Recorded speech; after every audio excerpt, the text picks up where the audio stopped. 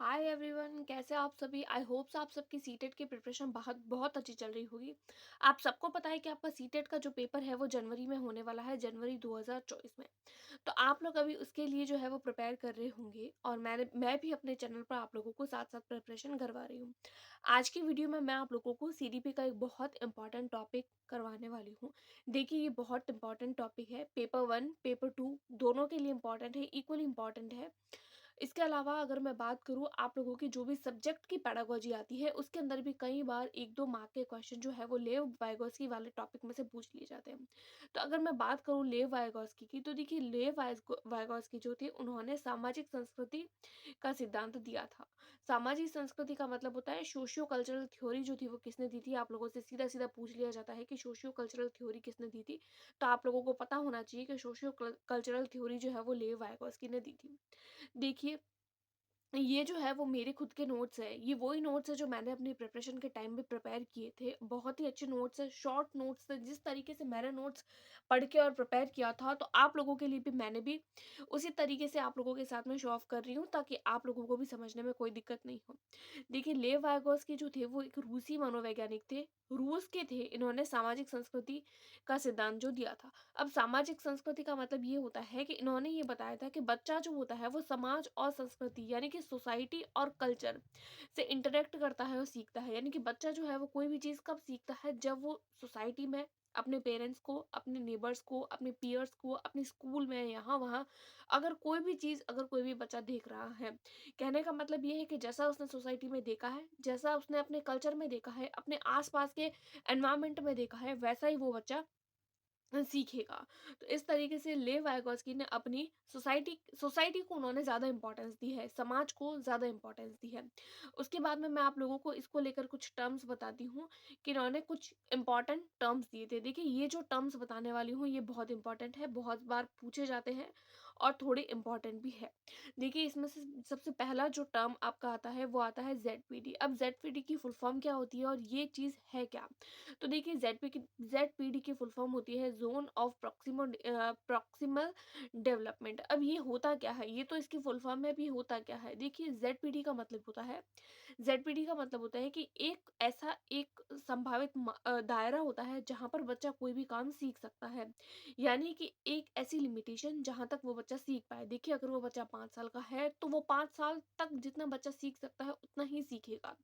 अगर वो उससे कम चीज़ सीख पा रहा है, तो हम उसको क्या करते हैं, उस बच्चे को कोई दूसरा इंसान जिसको ज़्यादा पता है वो उसकी हेल्प करता है। मान लीजिए कोई भी बच्चा है, वो 5th क्लास की प्रॉब्लम सॉल्व करने की कोशिश कर रहा है, तो वो अभी बच्चा उस क्वेश्चन को सॉल्व कर रहा है, लेकिन वो किसी चीज़ पर अटक गया है। तो यानी कि वो जो बच्चा है वो उस क्वेश्चन को वहीं तक सॉल्व कर पा रहा है, तो ये उसका ज़ेड है। उसके बाद में जब वो बच्चा आगे तक सॉल्व नहीं कर पा रहा है, तो क्या होता है कि कोई भी उसका टीचर हो, उसका पेरेंट्स हो, कोई भी जो मोर नॉलेजेबल अदर होता है, यानी कि वो इंसान जो उससे ज़्यादा जानता हो, मोर नॉलेजेबल अदर उसकी क्या करता है, हेल्प कर लेता है। तो इसको बोला जाता है एमकेओ। अब ये जो हेल्प दी जाती है, ये जो हेल्प देने की चीज़ होती है, इसको बोला जाता है स्कैफोल्डिंग, यानी कि टेम्पररी हेल्प दी जाती है। अगर कोई भी बच्चा किसी क्वेश्चन को नहीं समझ पा रहा है, अगर वो एक बार नहीं समझ पा रहा है, इसका मतलब ये नहीं है कि वो बार-बार उस क्वेश्चन को नहीं समझ पाएगा, उस चीज़ को नहीं समझ पाएगा। जब हम लोगों ने उसको एक बार वो चीज़ समझा दी है, अगर हम लोगों ने उसको 2 बार वो चीज़ समझा दी है, तो अगर हम लोगों ने उस बच्चे को टेम्पररी हेल्प दे दी, एक बार समझाने के बाद में हमने उसको छूट दिया है, तो दूसरी बार, तीसरी बार जब वो खुद से ट्राई करेगा, तो वो खुद उस चीज़ को खुद से ही सीख लेगा। तो इस तरीके से तो ये 3 टर्म वाइगोस्की ने दिए थे। अब देखिए, उसके अलावा मैंने इन तीनों चीज़ों को, यानी ये जो तीनों टर्म्स हैं, इसको एक चार्ट यानी कि इस गोले के रूप में बताया है। आप इस चीज़ को देखिएगा तो आपको ये तीनों टर्म्स बहुत अच्छे से समझ आ जाएँगे। देखिए, मान लीजिए ये जो बीच में है वो बच्चा है, ये चाइल्ड है। अब ये चाइल्ड क्या कर रहा है, किसी भी काम को करने की कोशिश कर रहा है। देखिए, अगर कोई भी बच्चा है वो किसी प्रॉब्लम को सॉल्व कर रहा है, तो मान लीजिए वो बच्चा यहीं तक, यानी ये अंदर वाला जो गोला है, यहीं तक उस क्वेश्चन को या उस प्रॉब्लम को सॉल्व कर पाया। तो यहाँ तक का जो दायरा है, उस दायरे को हम लोग बोलते हैं ज़ेडपीडी।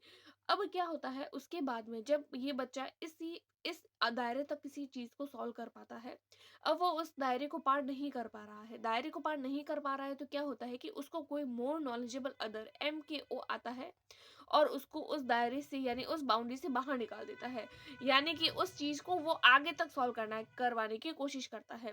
तो जब वो उसकी हेल्प करता है, एक टेम्परेरी हेल्प जब उसको देता है, एम वो उसको बोला जाता है, कौन दे रहा है उसको हेल्प? MKO।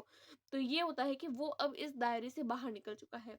अब ये बाहर निकलने की क्रिया यानी कि ये जो MKO उसको जो दे रहा है, उस चीज़ को, उस हेल्प को, वो जो बच्चे की हेल्प होती है, हेल्प जो हम बच्चे को दे रहे हैं वो होती है अपनी स्कैफोल्डिंग। तो इस तरीके से ये 3 चीज़ें आप लोगों को ध्यान रखनी है। स्कैफोल्डिंग से रिगार्डिंग तो बहुत बार जो है वो चीज़ें पूछी जाती है। तो ये सबसे ज़्यादा इम्पोर्टेंट टर्म है, तो आप लोग इसको थोड़ा ध्यान रखिएगा। उसके बाद में हम लोग बात करते हैं एक अलग तरीके से, यानी कि अगर हम वाइगोस्की की बात करें तो उन्होंने कौन-कौन सी चीज़ों की बात करी है। तो देखिए वाइगोस्की ने सबसे पहले तो बात करी है सोसाइटी की, यानी बच्चा जो होता है वो सोसाइटी से सीखता है। उसके बाद में हमको पता है कि बच्चा जो है वो कल्चर से सीखता है, और बच्चा लैंग्वेज कहाँ से सीखता है, तो वो सोसाइटी और कल्चर इन दोनों से बच्चा लैंग्वेज सीख लेता है। अब देखिए ये एक फ्लो चार्ट है, आप लोग भी इसको नोटबुक में ऐसे कैसे उतार लीजिएगा जिस तरीके से मैंने उतारा है। उसके बाद में मैं आप लोगों को एक और चीज़ बताती हूँ। देखिए, मान लीजिए ये बच्चा है, ये एक चाइल्ड है। चाइल्ड क्या कर रहा है? समाज से सीख रहा है, संस्कृति से सीख रहा है, कल्चर से सीख रहा है, और भाषा के माध्यम से बच्चा सीख रहा है। यानी जैसे-जैसे बच्चे की भाषा डेवलप होगी, वैसे-वैसे बच्चा जो है वो खुद में ज़्यादा इम्प्रूव कर पाएगा। देखिए, ये जो है, ये 3 चीज़ें, ये 3 टर्म वेरी, वेरी इंपॉर्टेंट है। इसी टर्म को याद रखने की मैंने एक ट्रिक बनाई है। आप लोग एक ट्रिक को याद रख सकते हैं। ये ट्रिक है SCL, यानी कि एस का मतलब होता है सोसाइटी, सी का मतलब होता है कल्चर, और एल का मतलब होता है लैंग्वेज। अगर आप लोग इन 3 टर्म को याद रख लेते हैं तो समझिए आपका वाइगॉस्की वाला टॉपिक कंप्लीट है। आप लोगों को अब आगे कुछ भी पढ़ने की ज़रूरत नहीं है। उसके बाद में देखिए वाइगॉस्की ने अपनी एक और टर्म दी है, वो आती है लैंग्वेज से रिगार्डिंग। वाइगॉस्की ने लैंग्वेज को लेकर भी कुछ-कुछ बातें बताई है। देखिए, वाइगॉस्की ने बोला है कि बच्चा जो होता है उसके अंदर 3 तरीके की लैंग्वेजेज़ होती हैं, यानी कि वो किस तरीके से बात करता है। तो सबसे पहले तो आता है सोशल, उसके बाद में आता है प्राइवेट स्पीच, और तीसरा आता है साइलेंट इनर स्पीच। अब ये 3 चीज़ें क्या है? तो देखिए, सबसे फर्स्ट अपने पास में आता है सोशल, यानी बच्चा जो होता है वो सामाजिक वाक करता है। जब बच्चा 0 से 2 साल का होता है, 0 से 2 साल का मतलब है जब से वो शिशु है, यानी जब से उस बच्चे ने जन्म लिया है, तब से वो 2 साल तक वो बच्चा सामाजिक तरीके से वाक करता है। यानी कि अगर हम उस छोटे से बच्चे से अगर हम लोग कोई भी बात करेंगे, तो वो बच्चा जो है वो बात करने की कोशिश करेगा। वो बच्चा हमसे जो है वो बैबलिंग करेगा, बा, बा, मा, इस तरीके से करेगा, क्यूइंग करेगा। क्यूइंग भी एक तरीके की लैंग्वेज है, तो वो हमारे साथ करेगा, वो कुछ भी अंदर नहीं बोलेगा, वो बाहर ही बोलेगा। तो इसीलिए हम इसको सामाजिक वाक कह रहे हैं, क्योंकि ये बाहर बोल रहा है। उसके बाद में दूसरा आता है प्राइवेट स्पीच। प्राइवेट का मतलब होता है व्यक्तिगत वाक, यानी बच्चा जो है वो खुद से ही बातें करता है। और ये खुद से बातें करने की जो एज होती है, तो वो होती है 3 से 6 ईयर तक। अब ये चीज़ क्या है? तो देखिए, जब कोई भी बच्चा होता है, जब कोई भी काम कर रहा होता है, मान लीजिए वो किसी खिलौने से खेल रहा है, खिलौने से खेलते टाइम मान लीजिए उसका कोई खिलौना टूट गया या यहाँ वहाँ हो गया, तो वो खुद से ही बात करेगा, अरे मेरे खिलौने को क्या हो गया है, इसको मैं कैसे ठीक करूँ? या जब वो किसी डॉल से खेलेगा तो वो बच्चा बोलेगा मेरी डॉल को क्या हो गया है। तो इस तरीके से वो खुद को ही रेगुलेट करेगा, खुद को ही वो जो है वो आगे बढ़ाने की कोशिश करेगा। तो जब वो खुद को अपनी कोई भी बात समझाने की कोशिश करता है, तो इसको हम प्राइवेट स्पीच बोलते हैं। अगला होता है साइलेंट इनर स्पीच। अब साइलेंट इनर स्पीच का तो मतलब आप लोगों को नाम से ही पता चल गया होगा। हम लोग यानी कि मौन वार्ता जो हम लोग करते हैं, जब हम कोई भी बात अंदर की तरफ सोचते हैं, खुद के अंदर, खुद के माइंड में, तो उसको हम लोग मौन वार्ता बोलते हैं। देखिए, मेरी तरफ से तो जो है वो वाइगॉस्की से रिगार्डिंग जितनी भी चीज़ें थी, मैंने अपनी तरफ से पूरी कोशिश करवाई है इसको कंप्लीट करवाने की। आई थिंक इसके बाहर आप लोगों को एक भी क्वेश्चन वाइगॉस्की से रिलेटेड नहीं मिलेगा। अगर आप लोग भी इतना-इतना पढ़ लेते हैं, क्योंकि मैंने भी इतना ही पढ़ा था और मैंने भी इसी तरीके से नोट्स बनाए थे, तो आप लोग देख लीजिएगा। अगर आप लोगों को इसके अलावा कोई और भी टॉपिक पढ़ना है, तो आप मुझे कमेंट करिएगा, मैं ज़रूर कोशिश करूँगी फिर से बनाने की। आई होप सो आपको वीडियो पसंद आई होगी। मिलते हैं नेक्स्ट वीडियो में, तब तक के लिए टेक केयर, बाय बाय।